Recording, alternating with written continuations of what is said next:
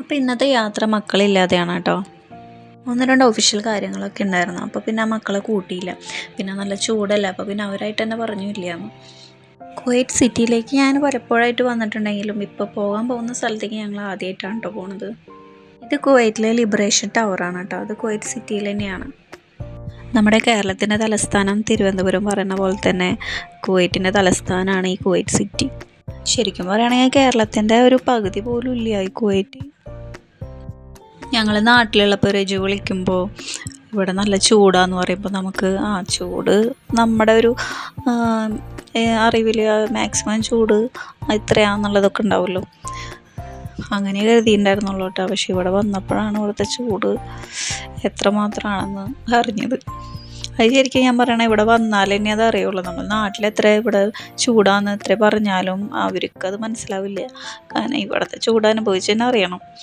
ഇന്നത്തെ ടെമ്പറേച്ചർ എന്ന് പറയുന്നത് 50 ഡിഗ്രിയാണ് കേട്ടോ. കാറിലൊക്കെ AC ഇട്ട് കഴിഞ്ഞാൽ 2-3 മണിക്കൂർ കഴിയണം കേട്ടോ തണുത്ത് കിട്ടാനായിട്ട്. അപ്പം ഞാൻ പറഞ്ഞ സ്ഥലം എത്തിയിട്ടോ. ഇതാണ് സഫാത്ത് മാൾ. നമ്മുടെ അവന്യൂസ് മാളിൽ അത്ര കളർഫുൾ അല്ല കേട്ടോ. ഇത് കുറച്ചൊരു ഓൾഡ് മാളാണേ. ഇവിടെ മെയിനായിട്ട് ഡ്രസ്സിൻ്റെ മെറ്റീരിയൽസ് ഒക്കെ ഉണ്ടല്ലോ, അതാണ് അതിൻ്റെ ഷോപ്പുകളൊക്കെയാണ് കേട്ടോ. അതിൻ്റെ ബൂട്ടിക്സ് അങ്ങനത്തെയൊക്കെയാണ് അവിടെ ഉള്ളത്. ഇവിടെ ഒട്ടുമിക്ക എല്ലാ ഷോപ്പും അതിൻ്റെ തന്നെയാണ് ഞാൻ കണ്ടത്. എല്ലാം മെറ്റീരിയൽ റെഡിമെയ്ഡിൻ്റെ 1-2 ഷോപ്പ് തന്നെ കണ്ടുള്ളൂ. ബാക്കി എല്ലാ മെറ്റീരിയൽസ് കണ്ടോ. പർദ്ദയുടെ മെറ്റീരിയൽസ് ഒക്കെയാണ് കണ്ടോ. അങ്ങനത്തെ പ്രിൻ്റഡ് ഹാൻഡ് എംബ്രോയ്ഡറി ഷെൽ വർക്കൊക്കെ ആയിട്ടുള്ള അങ്ങനത്തെ മെറ്റീരിയൽസൊക്കെയാണ്.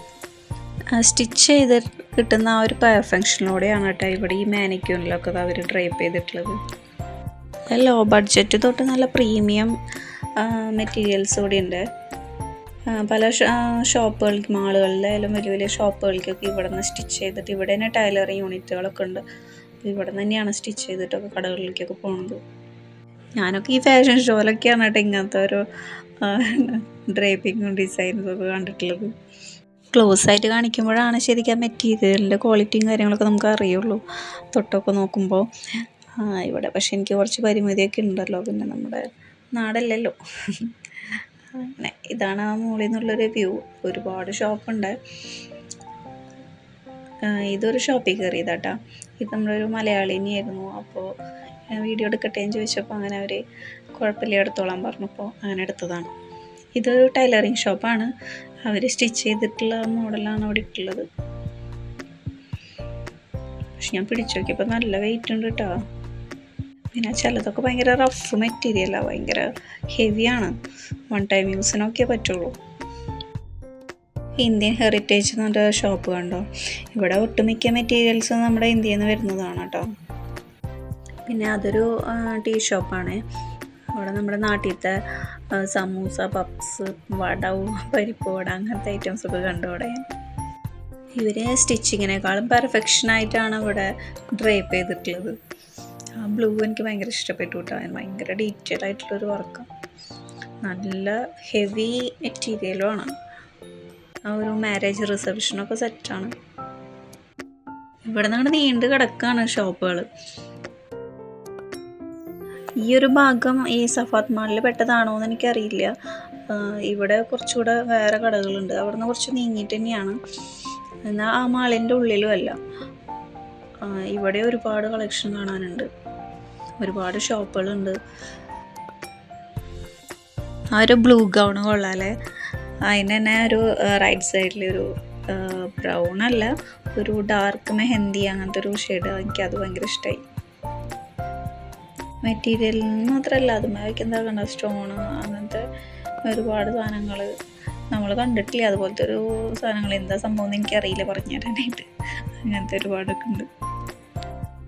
ഈ ഒരു ഷോപ്പിലത്തെ കളക്ഷൻസ് നോക്കൂ, എനിക്കൊരു വെറൈറ്റി ആയിട്ട് തോന്നി. എന്നാൽ ഭയങ്കര കാഷ്വലുമാണ്. ഒരുപാട് ഓവർ ഹെവി മെറ്റീരിയൽസ് ഒന്നുമല്ല.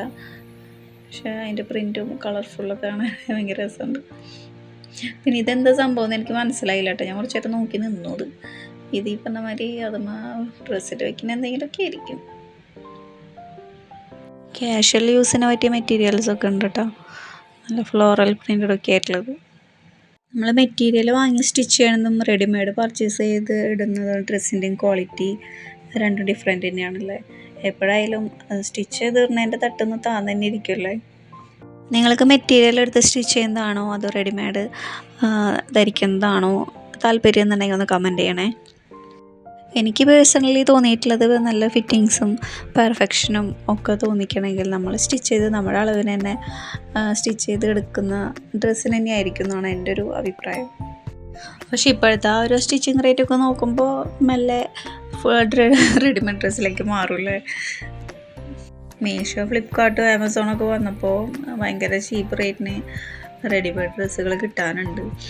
അത് കാരണം ഇപ്പോൾ കുറേ പണ്ടത്തെ അപേക്ഷിച്ചിട്ട് ഇപ്പോൾ ഒരുപാട് പേര് ഈ റെഡിമെയ്ഡ് ഡ്രസ്സിലേക്ക് മാറിയിട്ടുണ്ട്. നമ്മുടെ അവിടെ ഉണ്ട് ഇതുപോലത്തെ നല്ല മെറ്റീരിയലൊക്കെ കിട്ടുന്ന മറ്റേ ഫാഷൻ പരാഗൊക്കെ അത്യാവശ്യം നല്ല മെറ്റീരിയലൊക്കെ ഉണ്ട്. ഇവിടെ എന്ന് വെച്ചാൽ ഇന്ത്യയിൽ നിന്ന് മാത്രമല്ലല്ലോ, വേറെയും രാജ്യങ്ങളിൽ നിന്നുള്ള മെറ്റീരിയൽസും ഉണ്ട്. അപ്പോൾ എനിക്കതൊക്കെ പുതിയൊരു അനുഭവമാണ്. അപ്പോൾ നിങ്ങളെയും കൂടെ ഒക്കെ ഒന്ന് കാണിച്ചു തരാമെന്ന് വിചാരിച്ചു. അതാണ് ഇങ്ങനെ ഒരു വീഡിയോ എടുത്തത്. വീഡിയോ എല്ലാവർക്കും ഇഷ്ടപ്പെട്ടാൽ സബ്സ്ക്രൈബ് ചെയ്യണേ. അപ്പോൾ പുതിയ കാഴ്ചകളും പുതിയ റെസിപ്പീസുകളൊക്കെ ആയിട്ട് ഞങ്ങൾ വീണ്ടും വരാം. ബൈ.